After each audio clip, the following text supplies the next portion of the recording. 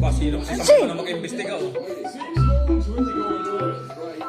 Na ang na-videohan.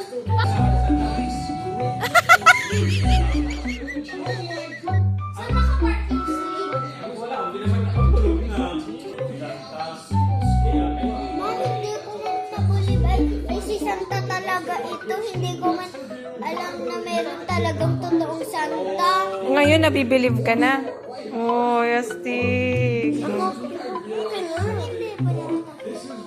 Kita ko po siyang naka-glasses. O, tingin lang. Malabo palang mata ni Santa. Yan, oh, naka-glasses.